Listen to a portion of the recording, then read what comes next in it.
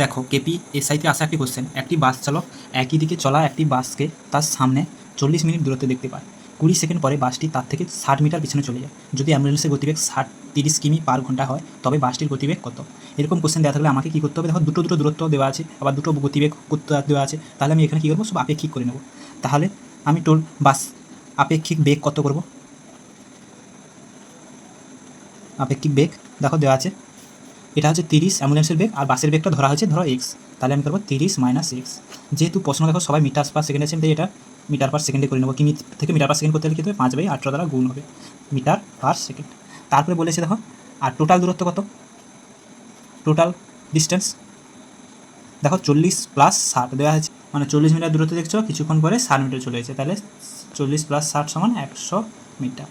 তাহলে আমরা কী করবো? সূত্রে জানি কি স্পিড সমান দূরত্ব বাই সময়। তাহলে বসিয়ে দেবো স্পিডটা কত? 30 - এক্স ইন্টু 5 - 18 সমান দূরত্ব কত? 100 বাই টাইমটা কত দিয়েছে? 20 সেকেন্ড। 20 সেকেন্ড কাটাকাটি করে নাও, 2 × 5 = 10। তাহলে 30 - এক্স সমান 5 ইন্টু, দেখো এদিকে আসলে কী হবে? নিচে চলে আসবে, 5 × 18, 5 5 কেটে দেবে 18। তাহলে এক্স সমান কত হবে?